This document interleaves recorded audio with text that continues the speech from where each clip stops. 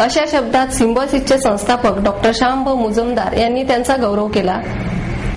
दर्शनम आणि अखिल भारतीय मराठी मध्यवर्ती संस्थेच्या वतीने शारदा पीठमचे संस्थापक पंडित वसंतराव गाडगीळ यांचा सहस्र चंद्र दर्शन आयोजित केला होता.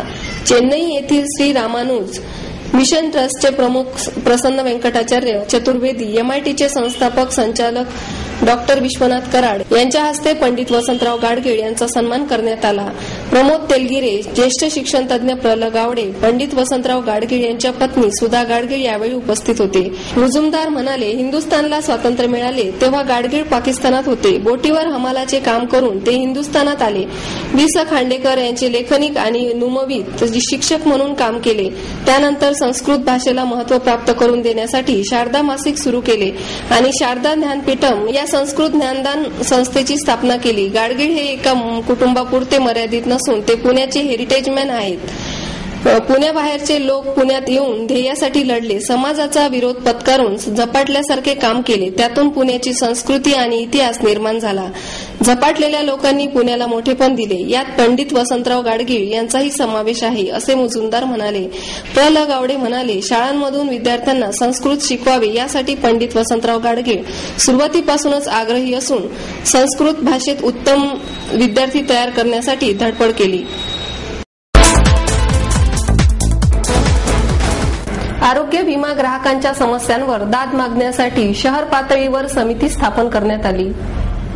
यामध्ये सदस्य म्हणून ग्राहक, रुग्णालय, तटस्थ प्रशासक संस्था, विमा कंपन्या यांच्या प्रतिनिधींचा समावेश असेल. नॅशनल इन्शुरन्स अकॅडमीतील आरोग्य विमा विषयाचे प्राध्यापक डॉक्टर P.V. बोकील यांची या समितीचे निमंत्रक म्हणून निवड करण्यात आली आहे. ग्राहक हितवर्धिनीचे विद्यमान अध्यक्ष H.G. साहनी यांनी ही घोषणा केली. ग्राहक हितवर्धिनी आणि भारतीय विमा नियामक प्राधिकरण यांच्या वतीने आरोग्य विमा या विषयावरील पहिलेच ठरेल असे चर्चासत्र काल टिळक स्मारक मंदिरात आयोजित करण्यात आले. ग्राहक हितवर्धिनीचे संस्थापक अध्यक्ष सुधाकर वेलणकर, संचेती हॉस्पिटलचे प्रशासक उदय वैद्य, मुंबई स्थित MD इंडिया या TPA संस्थेचे व्यवस्थापक डॉक्टर M. मुख्तार, आदित्य बिर्ला हॉस्पिटलचे कामकाज व्यवस्थापक राहुल दत्त, नॅशनल इन्शुरन्स विभागाचे उपाध्यक्ष डॉक्टर भरत पौडवाल, ओरिएंटल इन्शुरन्स कंपनीचे उपव्यवस्थापक मुरली अय्यर यांनी या चर्चेत भाग घेतला. आरोग्य विमा ग्राहकांच्या समस्यांचे समाधानकारक निराकरण करणारी कोणतीही यंत्रणा नसल्याची काळजी व्यक्त करताना वेलणकर म्हणाले की ग्राहकांना यासाठी थेट इरडाकडे धाव घ्यावी लागते. या कामी एकच मध्यवर्ती यंत्रणा असणे प्रभावी ठरणार नाही. त्यापेक्षा ग्राहकांच्या तक्रारी अभपीय संस्था आणि विमा कंपन्यांच्या पातळीवरच सोडवण्याचा निर्बंध इरडाने घालून द्यावा, असे आमचे मत आहे. ज्येष्ठ नागरिकांच्या फायद्यासाठी आरोग्य विमा हा सध्याचा वार्षिक हप्त्याच्या तत्वापेक्षा दीर्घकालीन पॉलिसी म्हणून उपलब्ध व्हावा, अशी अपेक्षाही त्यांनी व्यक्त केली.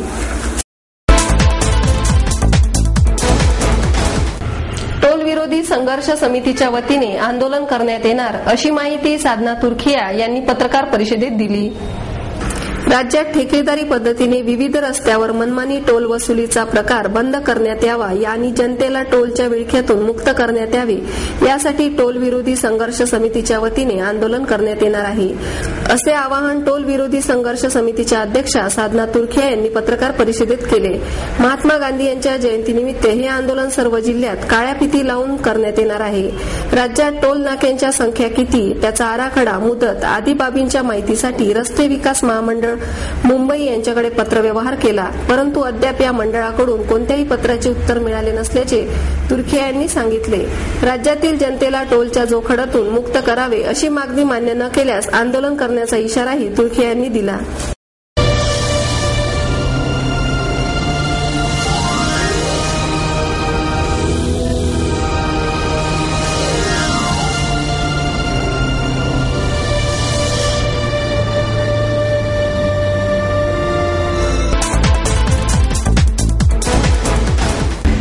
रयत शिक्षण संस्थेचे संस्थापक कर्मवीर भाऊराव पाटील यांची जयंती आणि कैलासवासी आनंदरावजी साळुंके यांची तृतीय पुण्यतिथी साजरी करण्यात आली.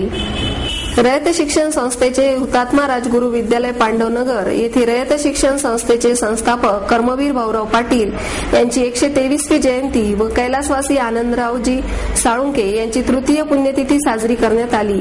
या कार्यक्रमास प्रमुख पाहुणे भारतीय विद्यापीठाचे कार्यवाह विश्वजित कदम व अध्यक्षस्थानी रयत शिक्षण संस्थेच्या पश्चिम विभागीय सल्लागार समितीचे अध्यक्ष विजयराव कोलते होते।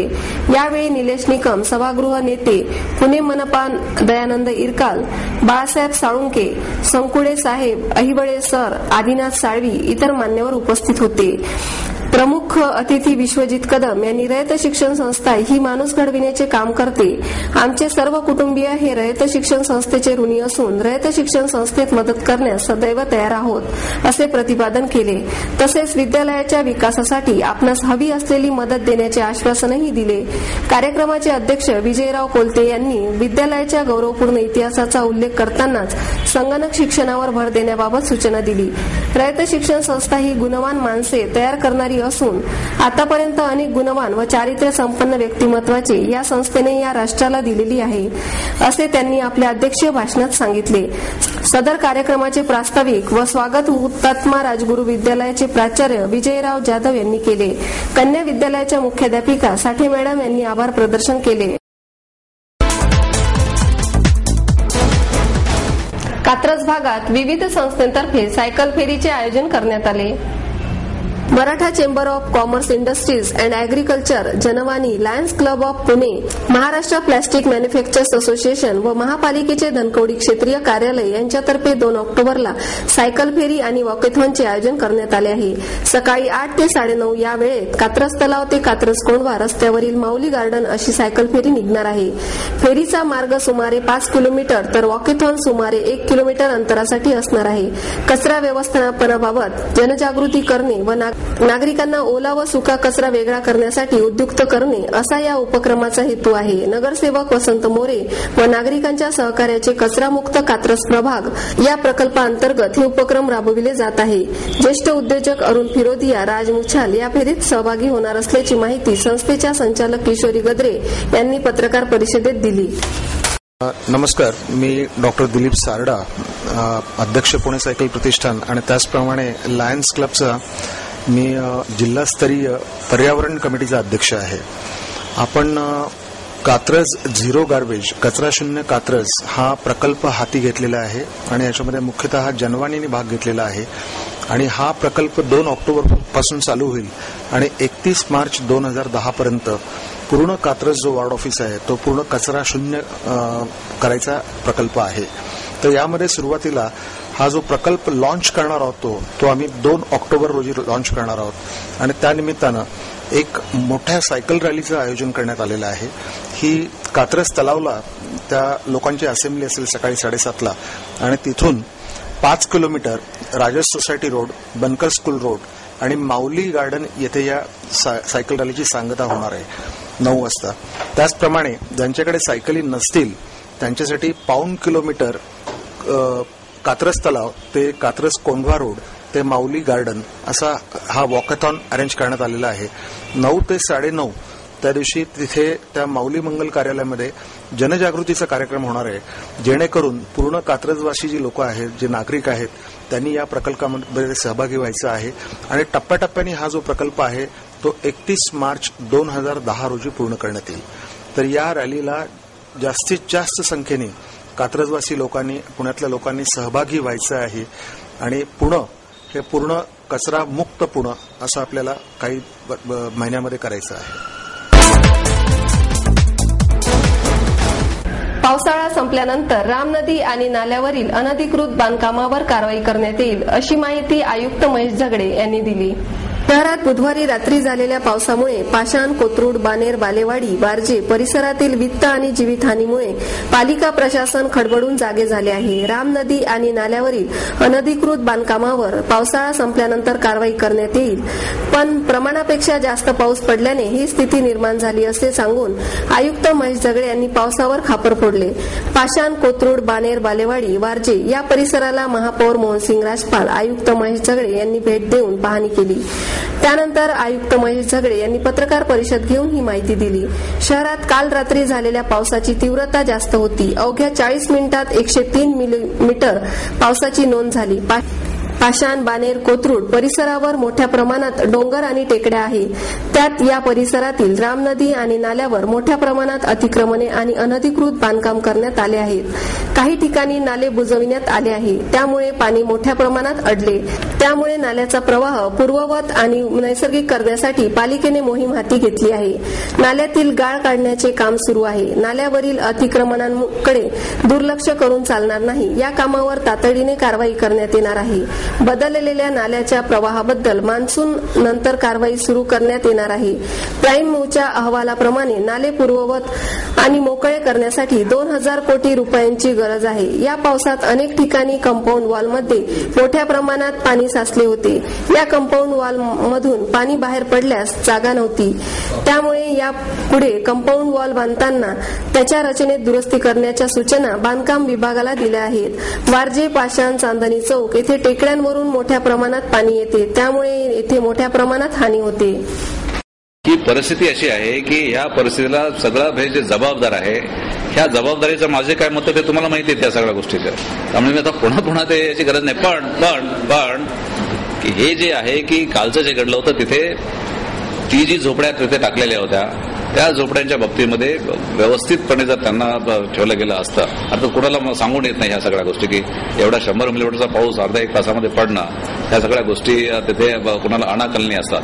तुम्ही जे म्हणता की प्लॅनिंग करून हे सगळं केलं पाहिजे, यस, प्रत्येक गोष्टीला की आपल्या त्या भागातली किती लोकसंख्या असणार आहे, त्या लोकसंख्येसाठी किती त्याच्यासाठी पाण्याची व्यवस्था असणार आहे किंवा ड्रेनेजची व्यवस्था काय असणार आहे, त्याची पाईपची साईज काय पाहिजे, हे तर केलंच पाहिजे.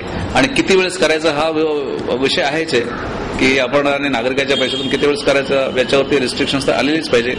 यासाठी आपण आता हा जो प्रत्येक भागाचा जो प्लॅन करणार आहोत GIS बेस्ड की तिथे किती पाईपलाईन गेलेले आहे, त्याच्यामध्ये दरवर्षी तिथेच टाकल्या जातात का, त्याच्यानंतर एक पाईपलाईन टाकली त्याचं लाईफ किती वर्षाचं राहतं, त्यामध्ये परत पुन्हा ती लगेच बदलण्याची काय गरज पडली, अगोदरची ती का चुकीची होती का, या सगळ्या गोष्टी त्याच्यामध्ये येतील. खरं म्हणजे सुरुवातीपासून असण्याची गरज आहे.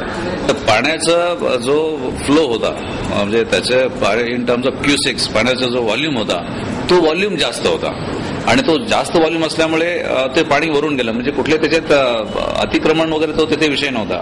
जे क्रॉस झालं तिथे जे पाणी तो तुमचा जे बाजूचे जे आपले लेन्स असतात फुटपाथचे ते पूर्णपणे उघडले गेले होते. तिथे मधला जो कॉन्क्रीटचा पोर्शन आहे तो व्यवस्थित राहिलेला होता. पाणी वरून गेलेलं होतं म्हणजे खालून तो जो त्याचे पाण्याचे जे फ्लो आहेत खालचे रस्त्याच्या खालचे ते कमी पडले. त्याला कालची परिस्थितीच वेगळी होती त्याच्यामध्ये. म्हणजे तिथे त्या भागामध्ये अतिक्रमण हा विषय थोडासा कालचा महत्वाचा विषय नव्हता. कालचा त्या भागामध्ये महत्वाचा विषय होता की प्रचंड पाण्याचा फ्लो.